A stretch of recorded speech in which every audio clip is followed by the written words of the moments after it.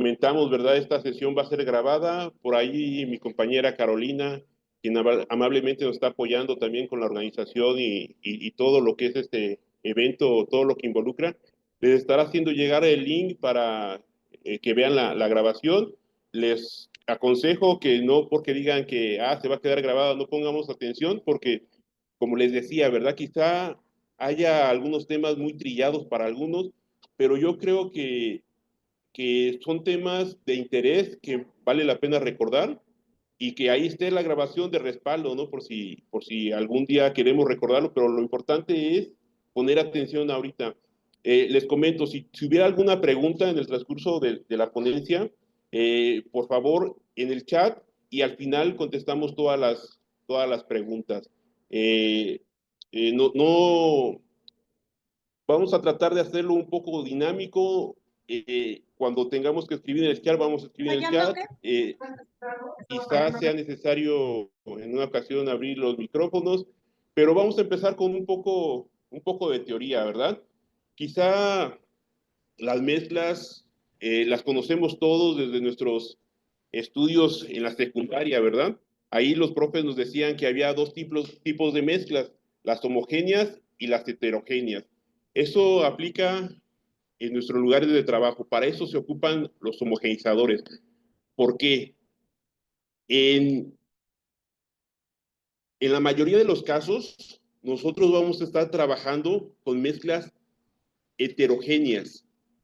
¿Qué quiere decir? Que emulsiones como la leche, por ahí en el chat, por favor, si me pueden ir ayudando a poner cuál es el producto con el que trabajan, cuál es su producto en su empresa, o aquellos, ¿verdad?, que están aquí solo como una sesión informática, con qué productos han trabajado.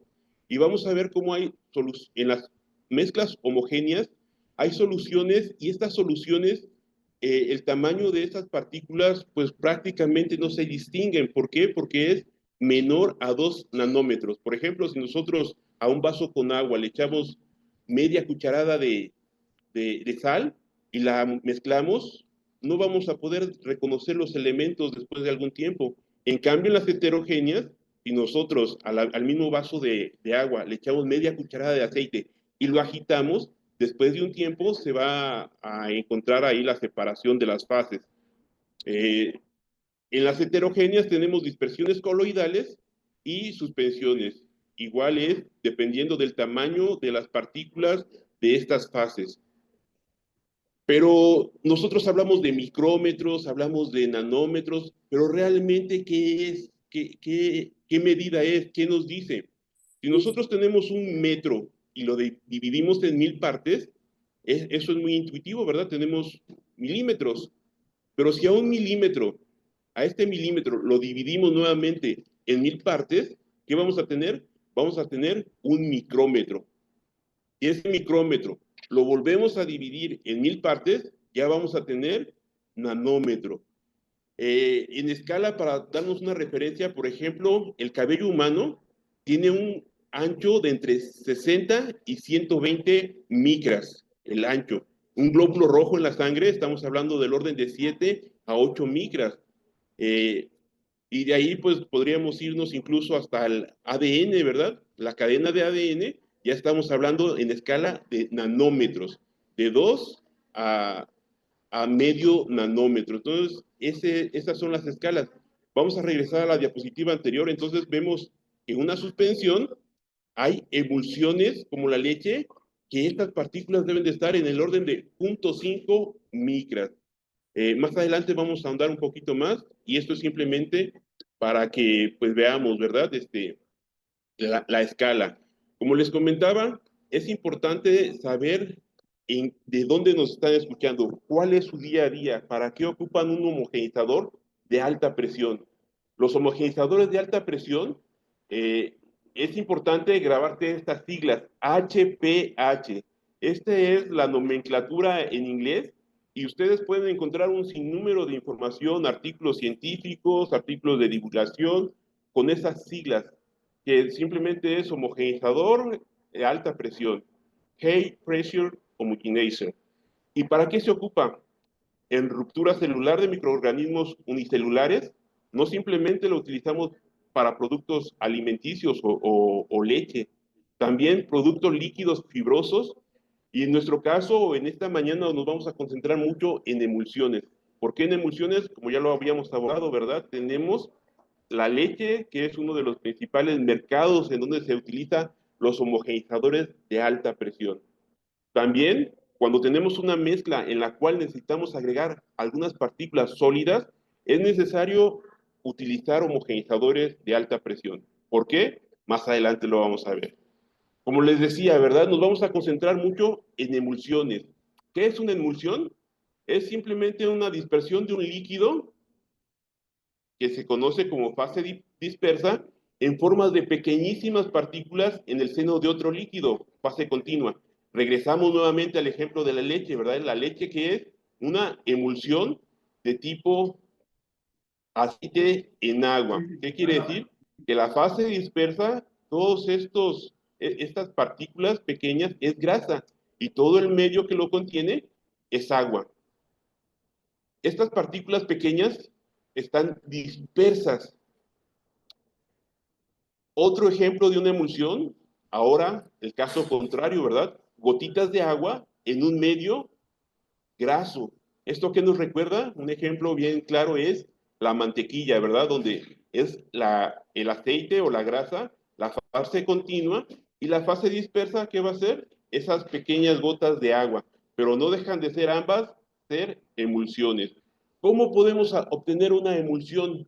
Porque sabemos, ¿verdad? En el caso de la leche, nuevamente, si nosotros tenemos la leche natural, va a llegar un momento en el cual se va a separar en dos fases y vamos a encontrar la nata haciendo, ¿verdad? Esa capita por arriba. Por la diferencia de densidades, la grasa va a tender a flotar. Esto no nos sirve a nosotros, para eso es para lo que ocupamos los homogeneizadores y es por eso que necesitamos utilizar estos equipos.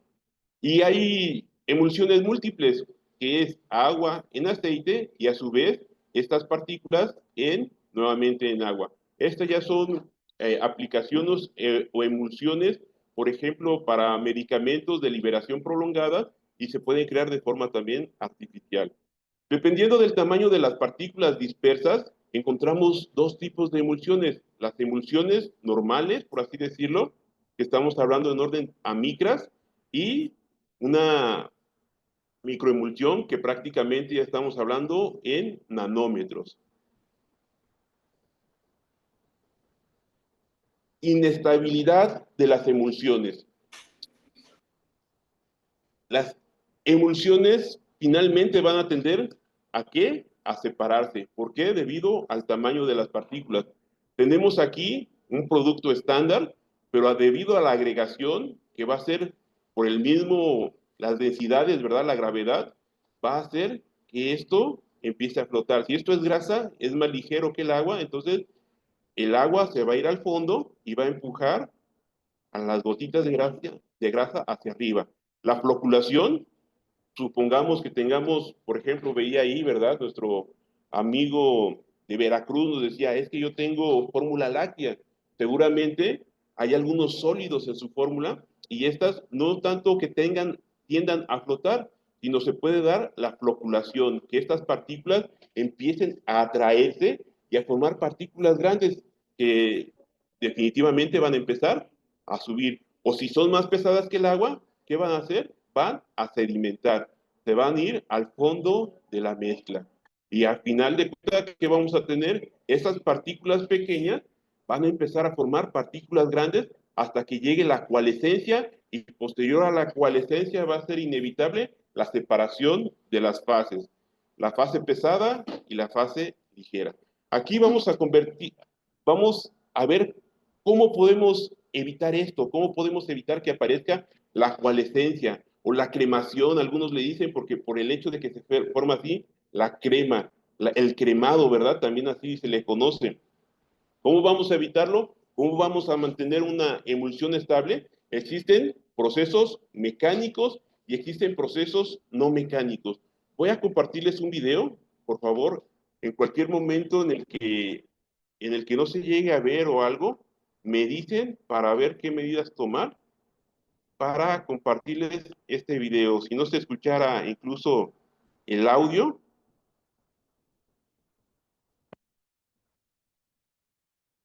Me dicen, por favor, y empieza a escucharse y a verse.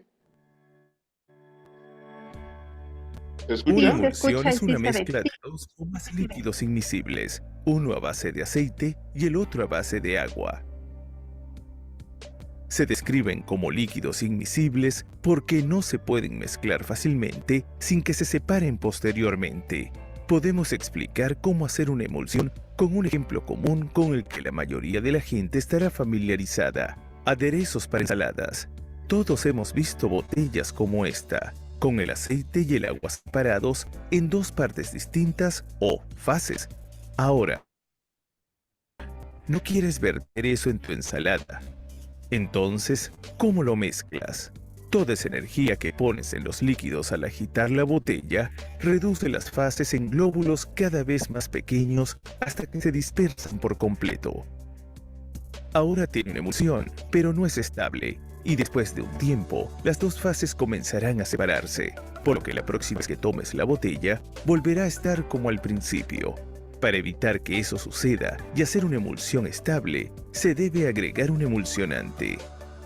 Algunos ejemplos de emulsionantes naturales comúnmente utilizados incluyen yema de huevo, mostaza y lecitina de soya, pero también hay muchos emulsionantes sintéticos. Un emulsionante tiene una propiedad hidrofílica, afín al agua, y una propiedad lipofílica, afín al aceite. El extremo hidrofílico es atraído a la fase acuosa y el extremo lipofílico a la fase oleosa, y esto los une. Los emulsionantes también funcionan formando una película alrededor de los glóbulos de una fase. Esto evita que se vuelvan a unir o fusionen, y por lo tanto, los mantiene suspendidos en la fase continua. Otra forma de estabilizar su emulsión será usar hidrocoloides como la goma Santana o la goma guar. Aunque técnicamente no son emulsionantes, ayudan a lograr la estabilidad al aumentar la viscosidad de la mezcla que mantiene los glóbulos en suspensión. El agente emulsionante es crítico. Algunos emulsionantes son más atractivos para una fase que otra, y esto le ayuda a lograr el tipo de emulsión que necesita. Las emulsiones simples son aceite disperso en una fase acuosa o agua dispersa en aceite.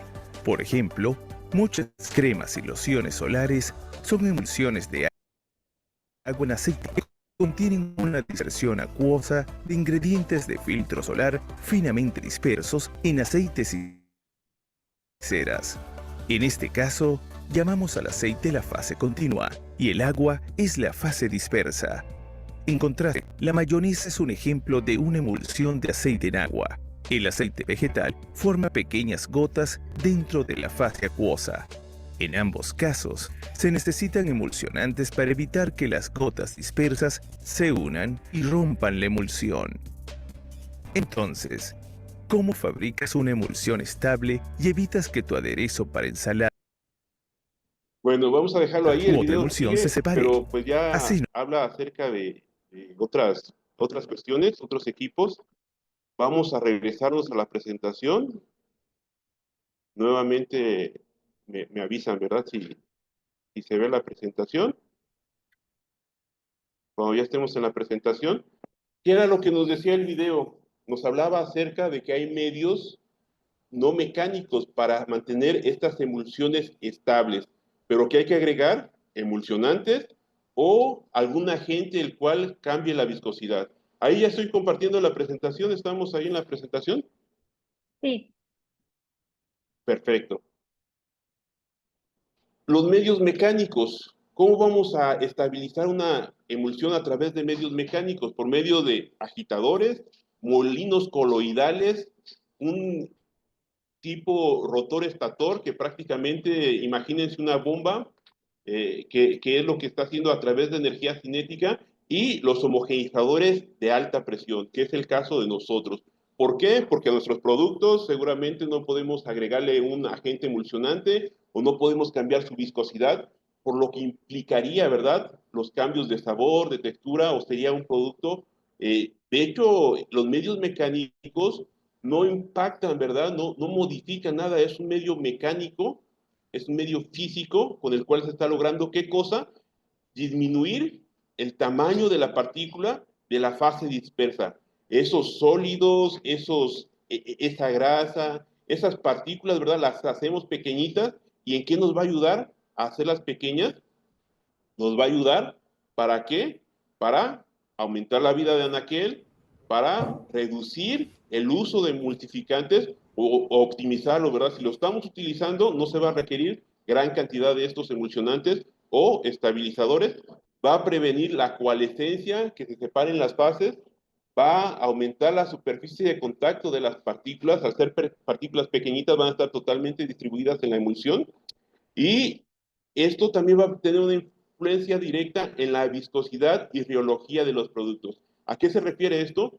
Nuevamente, ¿verdad? Por ejemplo, aquí tenemos una imagen de salsa de tomate, salsa katsu.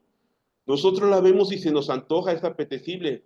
Ustedes no sé si han tenido oportunidad de ver la salsa sin homogeneizar y se ve pastosa, se ve anaranjada. Entonces, al homogeneizarla, cambia su color, su textura, su viscosidad, se ve más apetecible.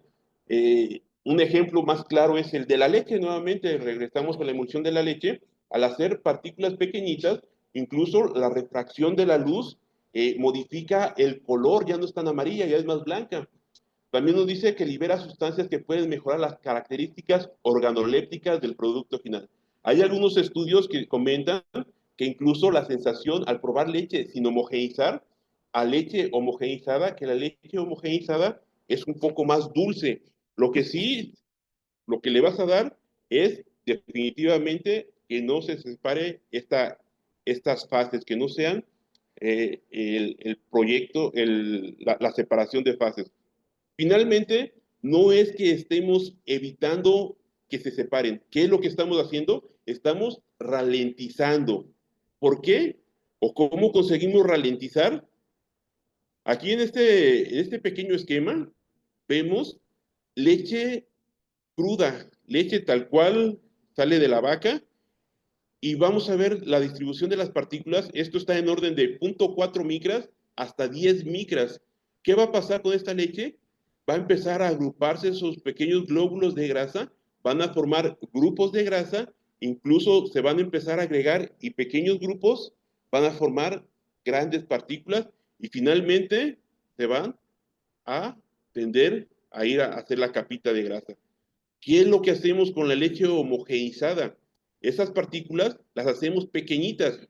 ¿Para qué nos sirve? Hay una ley que nos explica que la velocidad con la cual una partícula de grasa o un sólido incluso, depende, esa velocidad, sea que flote o que decante, depende del tamaño de la partícula. Esa es la ley de Stokes. Aquí vemos donde el A, está en la ecuación, A viene siendo el radio del glóbulo de grasa para este ejemplo.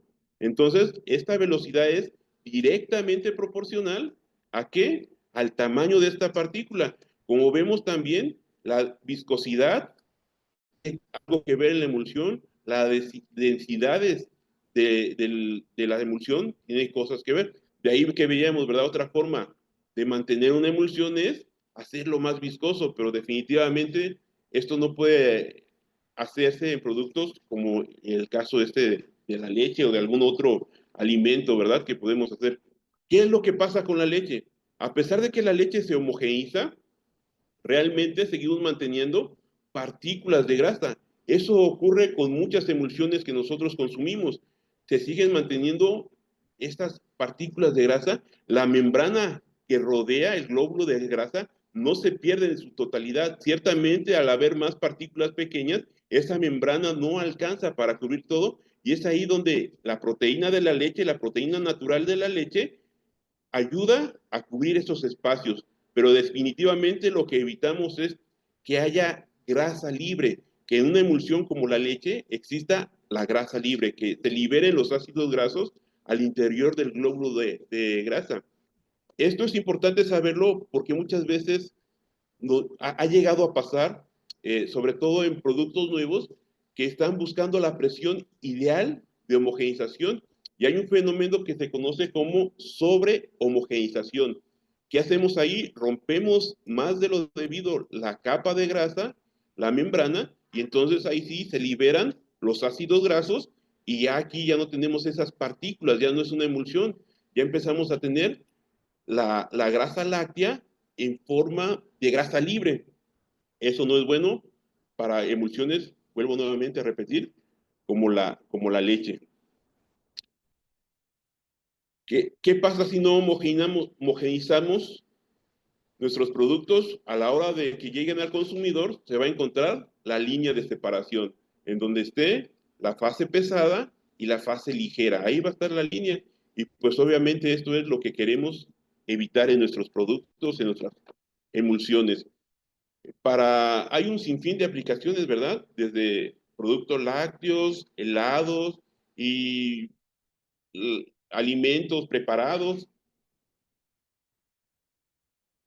El efecto de la homogenización en la leche. ¿Qué pasa aquí?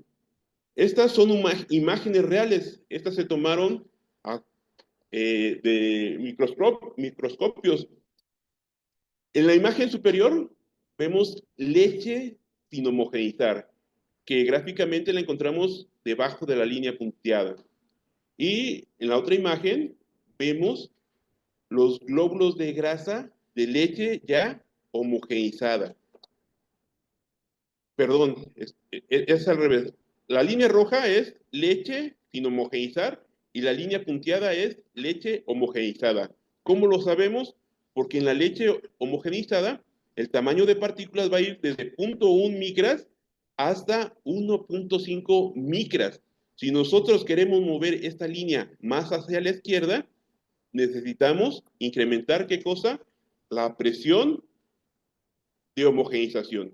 Este gráfico es a partir de leche pasteurizada a 70 grados, perdón, leche homogeneizada a 70 grados con una pasteurización de 90 y la presión utilizada es de 140 a 180 bares. Si nosotros, supongamos, ponemos 250 bares, esta línea, este gráfico se correría hacia la izquierda. En el caso de la leche sin homogeneizar, como les mencionaba, ¿verdad? Encontramos desde 0.4 glóbulos de grasa de 0.4 micras hasta incluso casi 10 micras. De ahí la importancia de la homogeneización. No estamos haciendo leche, ¿cómo decirlo? Es leche homogeneizada. Nuevamente aquí un ejemplo. 3.2 es el promedio de la leche fresca, de la leche obtenida directamente del animal. Entonces, rápidamente va a separarse. En el ejemplo de la leche UHT, la leche UHT sea fórmula láctea o sea leche entera, si tenemos un tamaño de 0.2 micras, ¿qué va a pasar? Esto se va a ir y la leche UHT sabemos que puede durar, incluso hay marcas que están llegando hasta los 5 o 6 meses de vida de anaquel, vida de estante, dentro de su envase aséptico. Entonces, es lo que conseguimos a través de la homogeneización en productos tanto de food and dairy. ¿Qué es un homogeneizador de alta presión? Un homogeneizador de alta presión es esta máquina. Esta máquina la ideó un señor francés de apellido Gaulin allá en los 1800, finales de los 1800. La presenta en la Feria de París de 1900. Y desde 1900 a nuestra fecha, el principio de operación es básicamente lo mismo. ¿Qué tenemos aquí? Una bomba de alta presión, una bomba de desplazamiento positivo, más una válvula de contrapresión, una válvula homogeneizadora. El primer modelo del señor Gaulin solo tenía una etapa de homogeneización, fue hasta el 1920 cuando agrega un equipo con 2 etapas. Pero básicamente tenemos lo que es a nuestros días, ¿verdad? Una bomba de pistones movida obviamente por una transmisión, tenía aquí algo que le diera la potencia, y aquí tenemos una válvula de contrapresión con su manómetro, y esto lo activaba de forma manual. ¿Qué ha cambiado desde los 1900 hasta nuestros días? Sabemos que hay varias marcas compitiendo, ¿verdad?, por esta tecnología. ¿Qué es lo que cambia? Lo que está cambiando es los materiales, el tipo de bomba de homogeneización, los materiales de la misma bomba, el diseño. Estos equipos finalmente están sometidos a esfuerzos pulsantes, es un estrés variable. De ahí que el material con que se construya el bloque de compresión debe de ser capaz de resistir estos esfuerzos. Y es en eso en lo que compiten los fabricantes actuales, en idear o diseñar un bloque que sea capaz de distribuir esos esfuerzos pulsantes para que la vida útil de su bloque pues sea adecuado a los estándares actuales. También en capacidades, no es lo mismo lo que producían en los 1900 a los volúmenes que se producen ahora. Seguramente no había ninguna leche que durara 5 meses en su empaque, no había esta tecnología. Ahora los nuevos retos necesitan eso, más presión, más caudal, más durabilidad para estas máquinas. Lo que vemos aquí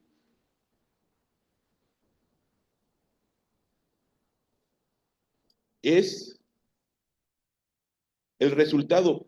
A pesar de que tengamos bombas de 3 o más pistones, por ejemplo, aquí tenemos una bomba de 5 pistones, aquí tenemos una bomba de 3 pistones, finalmente el mismo flujo va a ser también pulsante.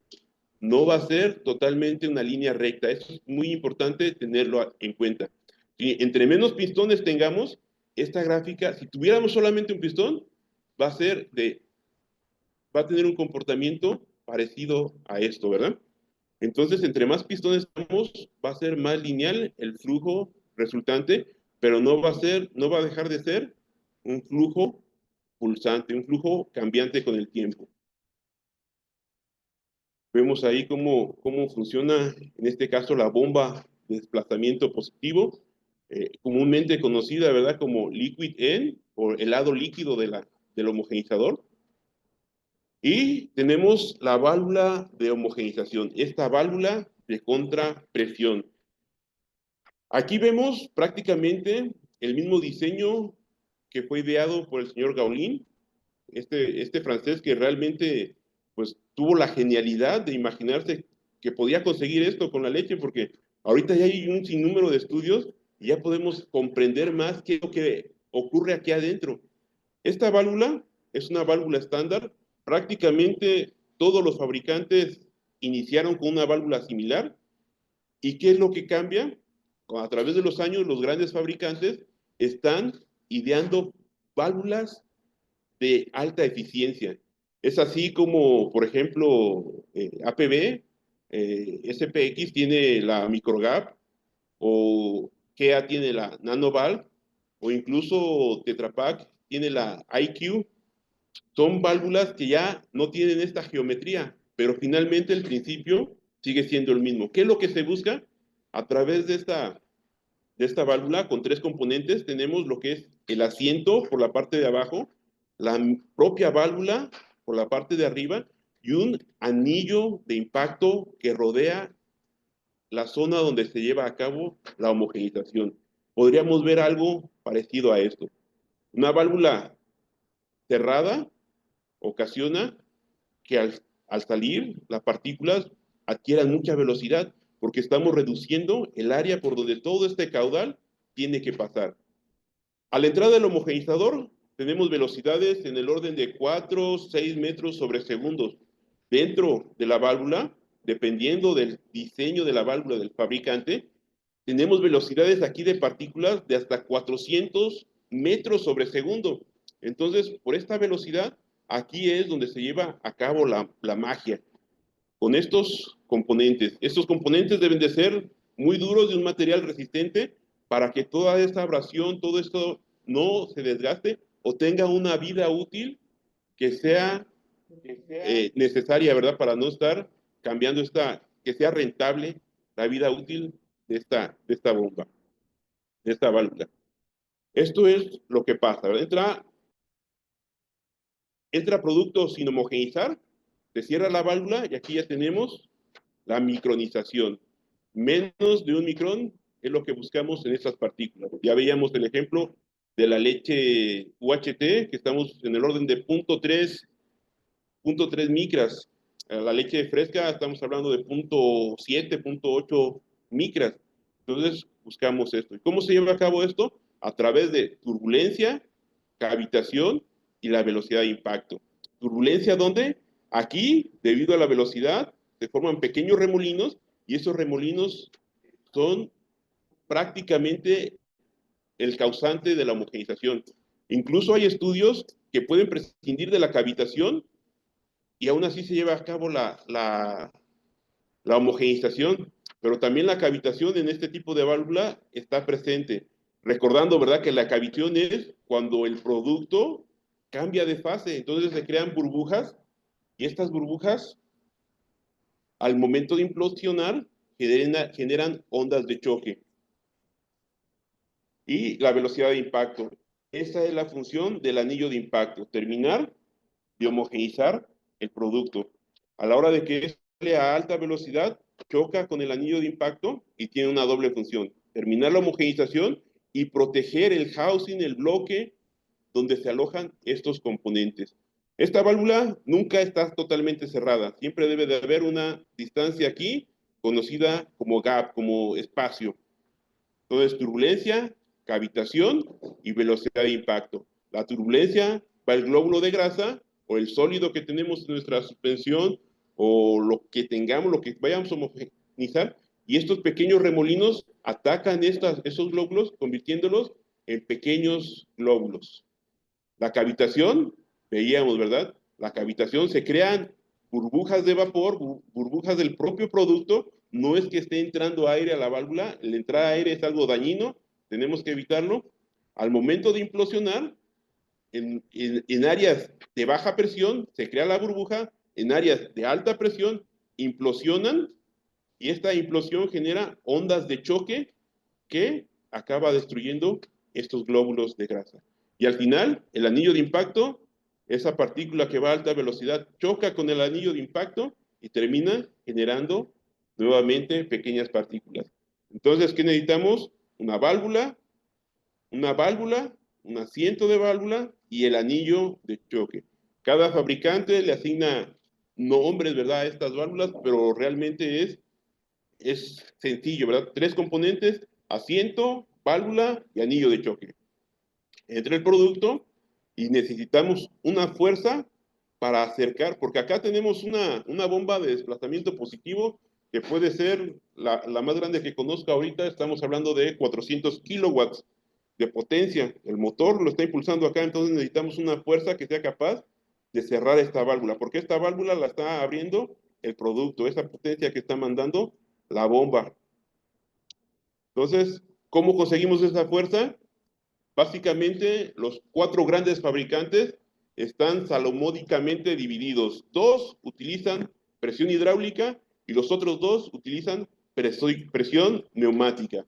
Pros y contra hay varios. Por ejemplo, si yo utilizo la presión hidráulica, pues es un poco más lineal el control, a diferencia de utilizar presión de aire comprimido. ¿Por qué? Porque instantáneamente la presión de aire comprimido está rondando los 6 bares, entonces prácticamente es muy rápido. Hay que regularlo a través de estranguladores, a través de lazos de control, hay que poner más cosas.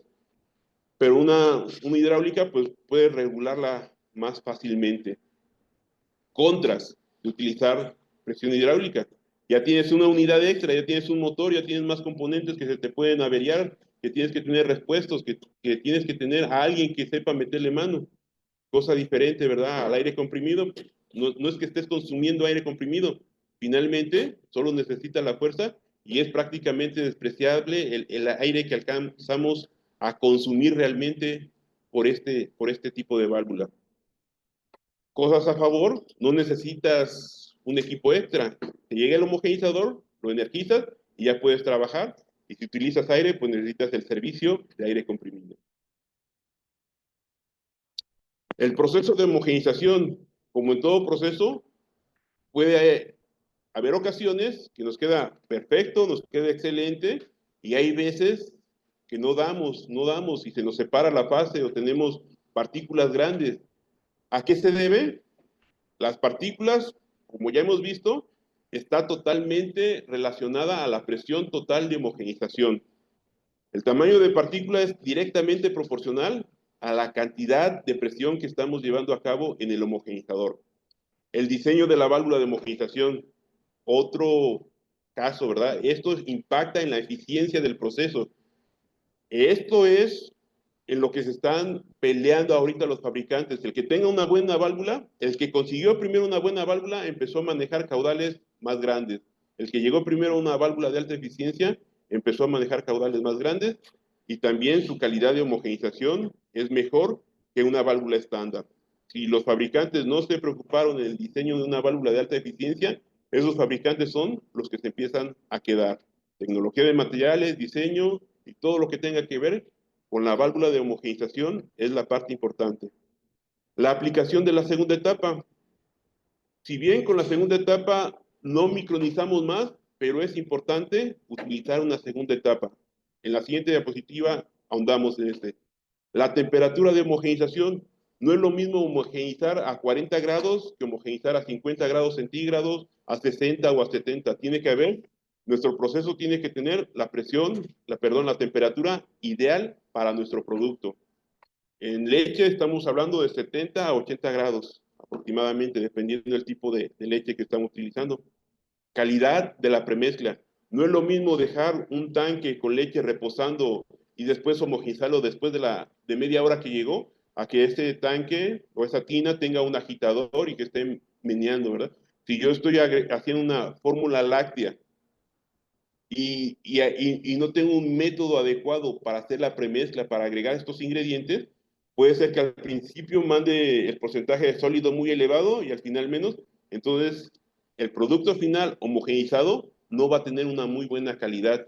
Y finalmente, ¿qué impacta en la eficiencia del proceso de homogeneización? Los multipasos de homogeneización. No quiere decir que pongamos una tercera etapa de homogeneización, sino que una vez que el producto ya se homogeneizó, nuevamente lo pasamos. Si lo pasamos 2 veces, ciertamente vamos a tener un producto de muy alta calidad. Pero ¿qué implica esto? ¿Qué implicaciones tendrían? Un costo, ¿verdad? ¿Por qué? Porque toda la energía que ya consumiste en el primer paso, nuevamente la vas a tener que consumir para otro paso. De ahí que no es rentable utilizar multipasos de homogeneización. La segunda etapa, les mencionaba de la segunda etapa. No es que con la segunda etapa alcancemos partículas más pequeñas. En este esquema, en este dibujo, estamos viendo nuevamente un producto sin homogeneizar. Después tenemos un producto homogeneizado con una etapa a 2500 PSI. Y alcanzamos con esta presión 0.5 micras, partículas de 0.5 micras.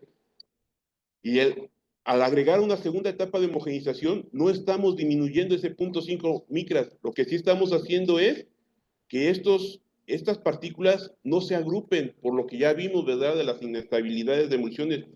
Estos grupos, estos glóbulos de grasa, no se atraen y forman grandes racimos de partículas pequeñas que finalmente se estarían comportando como un glóbulo grande. Para eso es necesario la segunda etapa de homogeneización. De ahí que en la segunda etapa de homogeneización no necesitamos presiones elevadas, estamos hablando del 20% de la presión total o un 10% de la presión total si estamos hablando de una presión por arriba de 600 bares. Nuevamente, hasta presiones de 600 bares, con el 20% de la presión de homogeneización es necesaria para la segunda etapa. Presiones arriba, necesitaríamos solamente un 10%. Aquí entra otro concepto que a veces nos cuesta un poco trabajo de entender. ¿Por qué? Porque ya tenemos 2 etapas de homogeneización y aquí tenemos varias presiones. Aquí tenemos, por ejemplo, en este esquema, la presión 1, presión 2 y presión 3.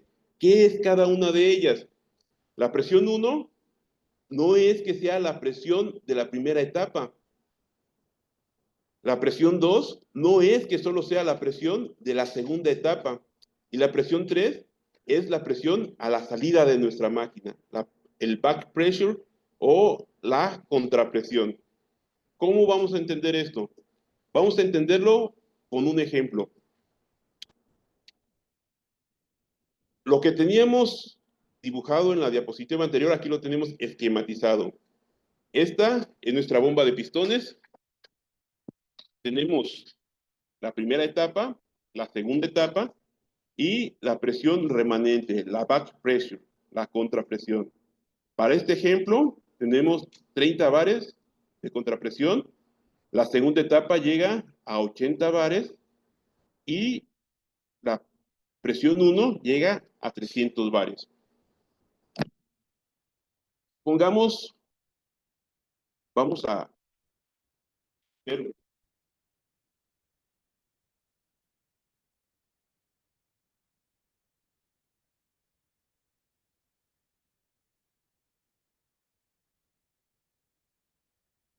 Creo que está congelado un poquito tu audio, Rubén.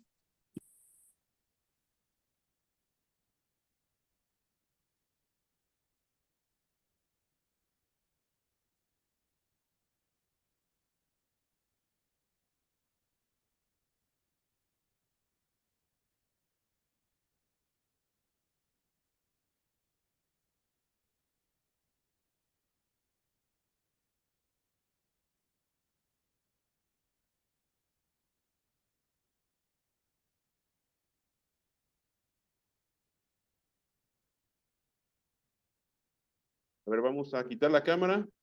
Quizás sea por ahí.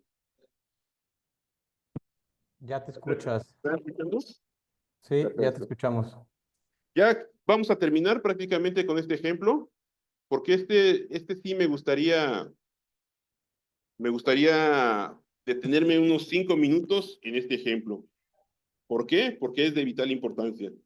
Muchas veces nosotros vemos que tenemos 300 bares y es lo que estamos buscando, pero nuestro producto es de mala calidad, se está separando. ¿Por qué llega a pasar esto? Si en este ejemplo, donde tenemos 30 bares de contrapresión y tenemos 80 bares en la presión 2, ¿por qué llega a pasar? Supongamos que arrancamos nuestra bomba. La iniciamos y cuando arrancamos nuestra bomba, ambas etapas de homogeneización deben de estar abiertas. Si estas válvulas de homogeneización están abiertas y aquí tenemos una contrapresión, ¿qué nos da esta contrapresión? Podemos tener una boquilla, podemos tener el mismo sistema, la contrapresión de nuestro sistema, pero estamos buscando aquí 30 bares. 30 bares es algo elevado, vamos a suponer que tenemos, no sé, una boquilla para un secador. Estamos alimentando un secador a través de un homogeneizador. Lo podemos hacer. Enciendo mi bomba, tengo 30 bares de contrapresión y mis dos válvulas de homogeneización están totalmente abiertas. Pregunta, ¿qué presión me va a registrar un manómetro en la presión 2? O en el chat, si me quieren ayudar por el chat, por micrófono abierto, ¿qué presión vamos a tener en presión 1, presión 2 y presión 3? Arranqué mi bomba.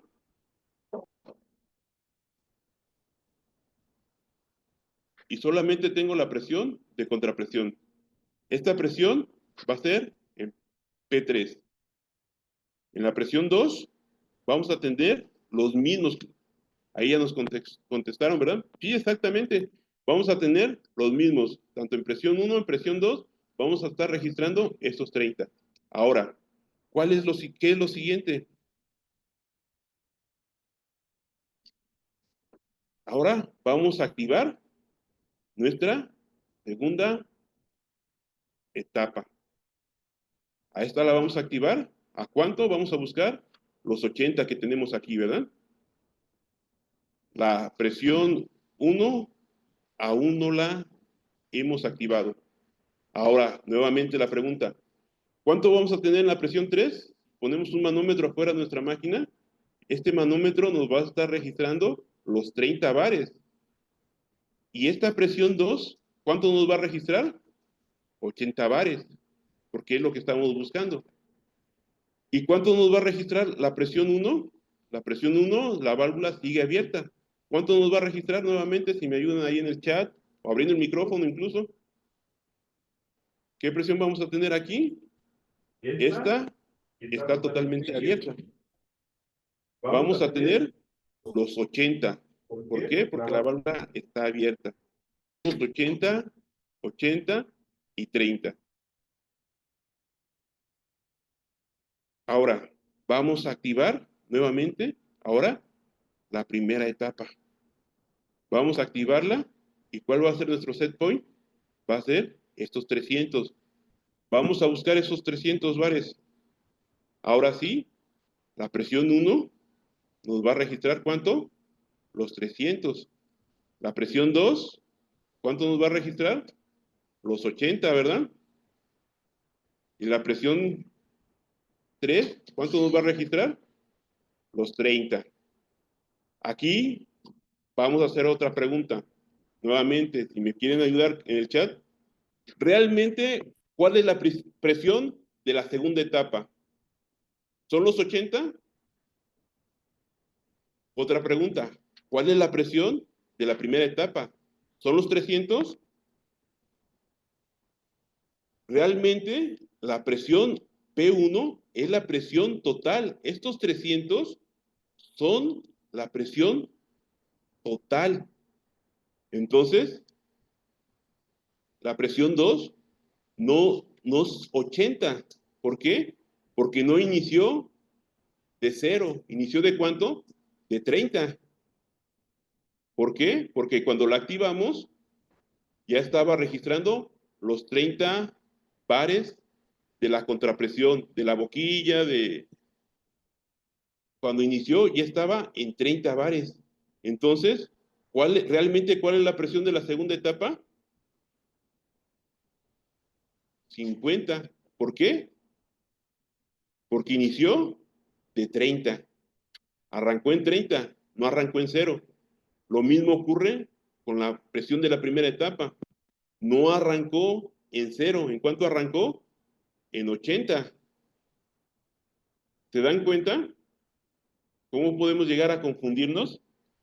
Y si nosotros en nuestro proceso requerimos los 270 y los 50 bares, es lo que nos puede causar problemas.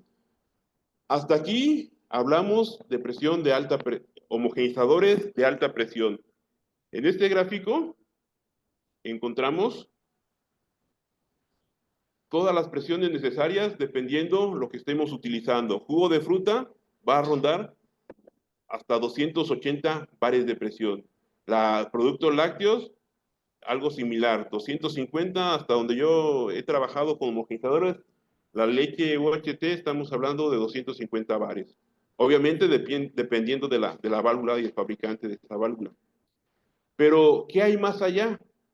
¿Qué tenemos arriba de los 2000 bares? Cuando hablamos de productos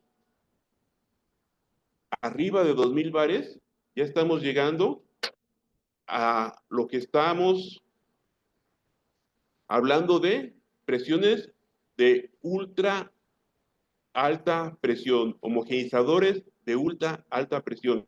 Eso es lo que se está investigando ahorita, hay bastante información. Si ustedes quieren guardar estas siglas, UHPH, van a encontrar un sinnúmero de información, videos y más información acerca de la ultra alta presión de homogeneización. Presiones arriba de los 2000 bares y ahorita, tecnológicamente, ¿hasta dónde estamos llegando? Hasta los 4000 bares. ¿Para qué utilizar 4000 bares de presión de homogeneización? A través de la ultra alta presión de homogeneización, ya estamos eliminando la pasteurización. ¿Qué quiere decir? Ya se hacen tratamientos para eliminar vida microbiana solamente por la alta presión. Hay bibliografía, hay artículos publicados de muy buen comportamiento en jugo de manzana, por ejemplo, a 3000 bares de presión, ya no necesitas esterilizar ese jugo de manzana, ya no necesitas un tratamiento térmico. Lo homogeneizas a esa presión y lo puedes envasar asépticamente y te dura como si lo hubieras ultrapasteurizado. Jugo de naranja, hay estudios, jugo de manzana. En leche no podemos utilizar la ultra alta presión de homogeneización si la queremos consumir como un alimento líquido, pero sí en derivados de la leche, en yogures, unos tipos de yogures, la podemos hacer y ya no tenemos el impacto de agregar calor a este producto. También para quesos, si la leche la vamos a utilizar para hacer cierto tipo de queso, la podemos hacer. Y en eso va los homogeneizadores. Tienen 20 años estudiándolo. Ahorita ya tenemos marcas, por ejemplo, Hamelman tiene una máquina que está llegando a los 4000 bares de presión y ya no necesitas, estás pasteurizando sin necesidad de añadir calor. Pues esta es la presentación, compañeros. Muchas gracias por su amable atención. Raúl, no sé si tengamos preguntas en el chat o si tienen alguna pregunta, este es el momento de hacerla.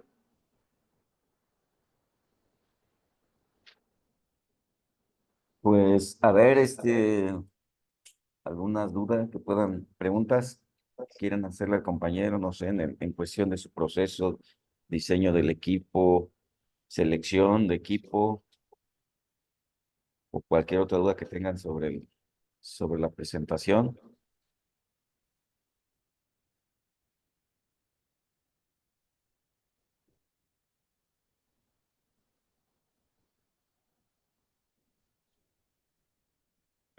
¿Siguen ahí? Creo que ya se fueron todos. ¿Qué tal? Bueno, bueno. Buenos días, Heriberto Peregrino de Nestlé. ¿Qué tal, Inge? No sé si Buenos días.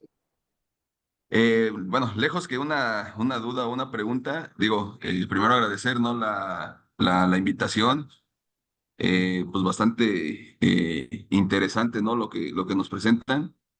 Una pregunta, y digo esto para yo poderlo cascadear un poco con la parte técnica, ¿no? Digo, la verdad es que tenemos un tema en el área de proceso y dos personas iban a estar también conectados de mi equipo. No sé si este video que se grabó o la presentación nos la pueden hacer llegar para poder cascadear pues esta información bastante buena ahora sí que con la parte de mi equipo, ¿no? Sí, Inge, va a estar grabada por ahí mis compañeras de telemarketing.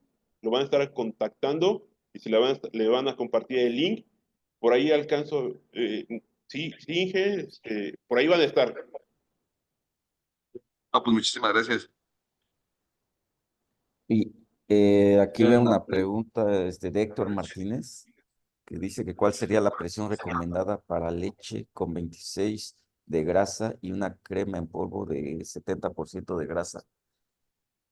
Muchas, para tu producto es necesario saber qué tipo de leche estás utilizando, el tiempo de vida. ¿Cuánto tiempo vas a necesitarlo en anaquel? Típicamente, leche fresca, estamos hablando que te puedes homogeneizar. Una leche refrigerada a 130 bares es un buen punto de partida. Y ya leche UHT o leche incluso reconstituida para un tiempo de vida de 5 meses, 4 o 5 meses, ya estamos hablando de 250 bares de presión. Pero aquí importante, ¿verdad? Dato importante, es dependiendo el homogeneizador que estás utilizando, la válvula. No es lo mismo homogeneizar con una válvula de alta eficiencia a una válvula estándar. Los 250 es con una válvula de alta eficiencia. Aquí algo muy importante es hacer pruebas piloto, con un homogeneizador de laboratorio hagas tus pruebas a diferentes temperaturas, diferentes concentraciones y ya hacer el estudio. Eso es el deber ser. Si no tienes un equipo de laboratorio, puedes hacerlo con tu planta y ahí llegar a ese dato. El rango de productos lácteos, 130 a 250. Básicamente va a depender de tu tiempo de vida de anaquel. Rubén, el ingeniero Jesús Alberto Cornelio también dice que quiere hacer una pregunta técnica. Adelante, ingeniero.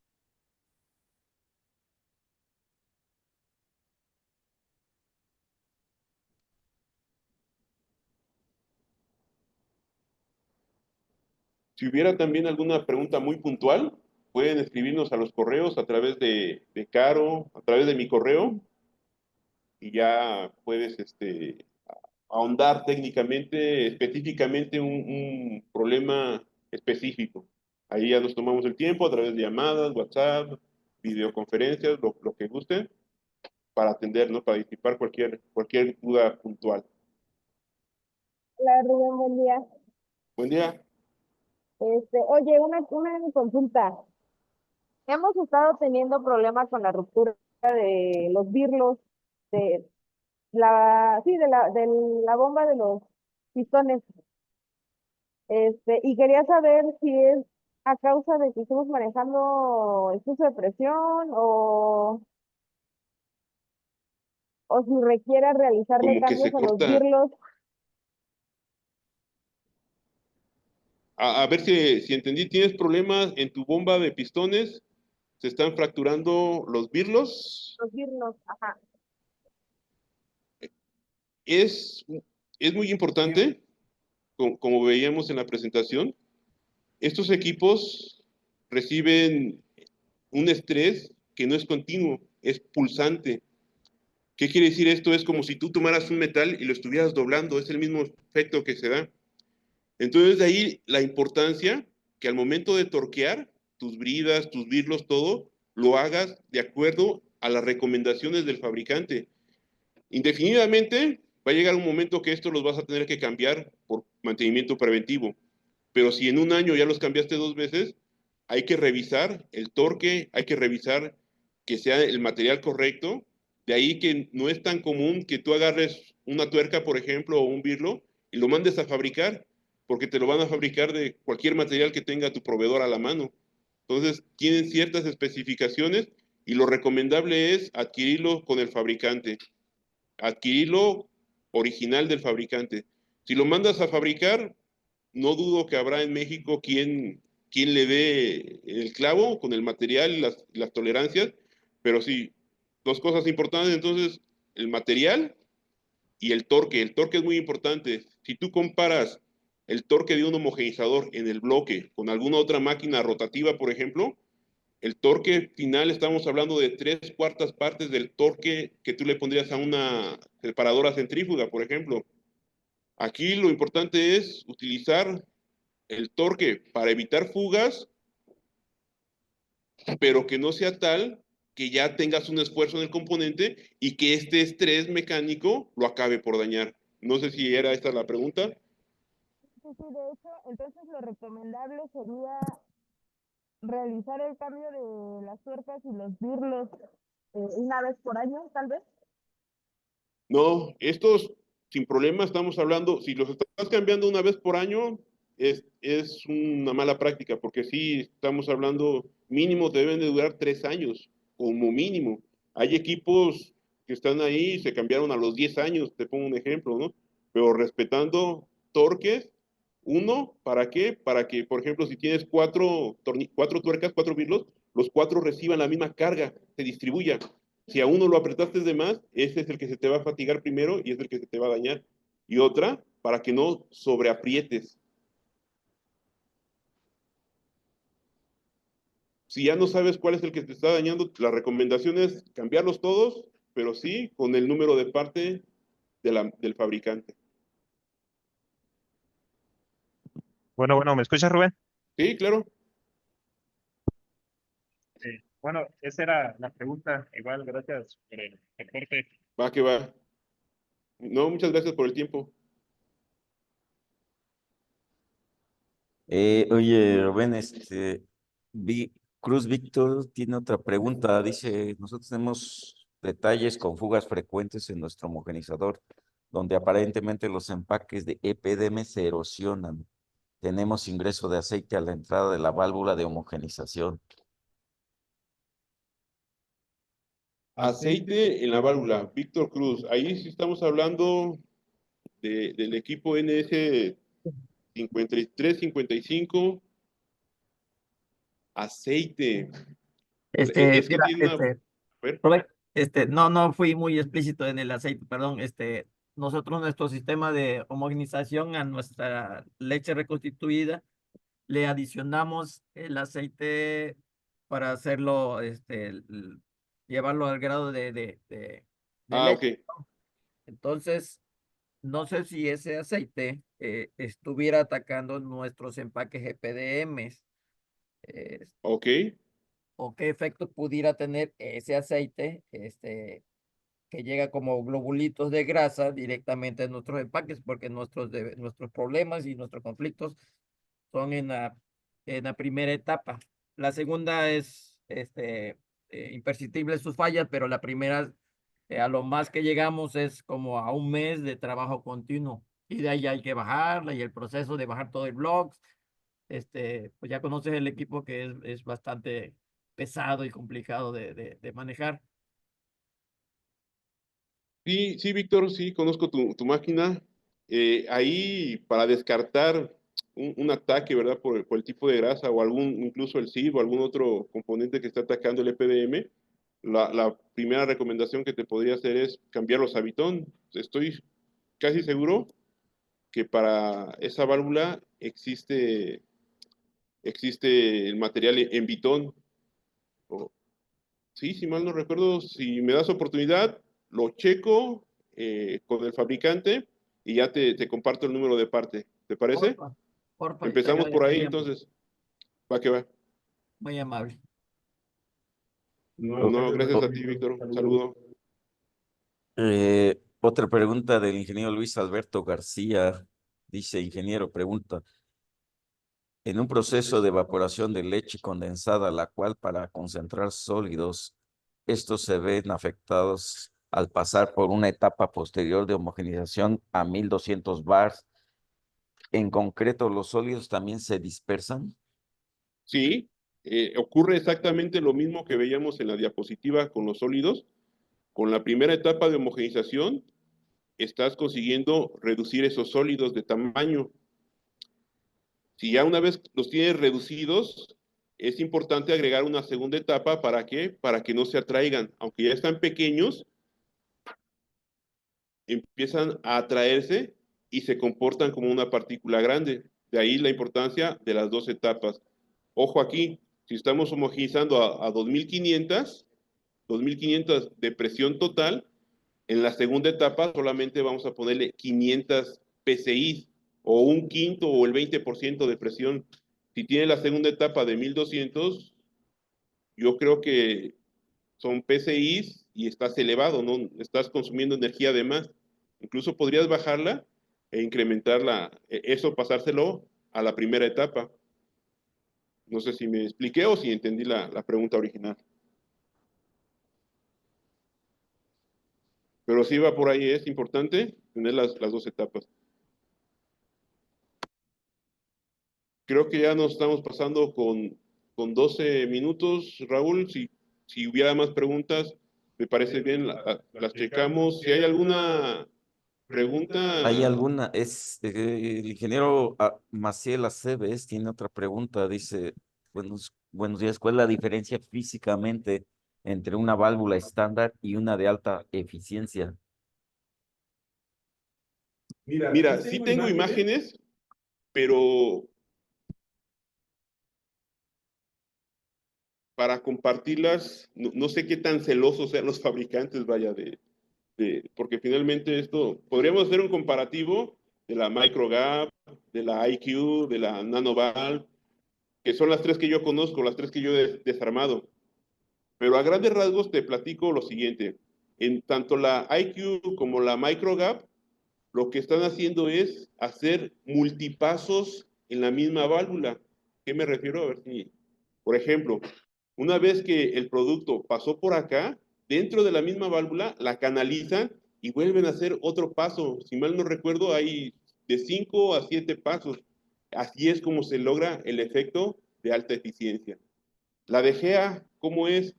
La DGA es mucho más grande, sigue teniendo estos tres componentes principales, pero lo que hace es que si nosotros hacemos un corte transversal, en esta parte vamos a ver esto completamente lleno de producto. En la NanoValve es prácticamente, forma un anillo, y ese anillo es el que se hace pasar por este espacio de homogenización. ¿Qué quiere decir? Que ya este producto al centro no existe, solo hay producto, lo distribuye su válvula de alta eficiencia a la periferia, entonces ya está más ordenado. Para eso, ¿qué hay que hacer? Incrementar este diámetro. Es una válvula muy grande. Al ser un material muy duro, es una válvula muy frágil. Si ahí le metes aire, por el efecto de compresión del aire, se te va a dañar tu válvula. Las válvulas de alta eficiencia son en este momento, muy frágiles. Ahí tienes que tener un equipo 100%. Quizá en otra presentación, a lo mejor podríamos hacer esta comparación de ver las diferencias, las diferentes válvulas de alta eficiencia. Y por ahí, si logro adquirir información de alguna otra marca, la compartimos también.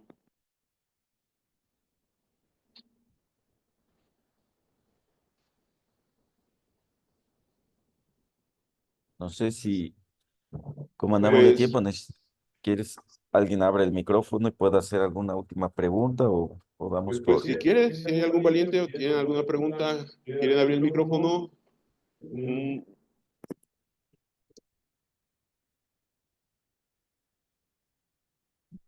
Si no, pues ya de nuestra parte creo que sería todo.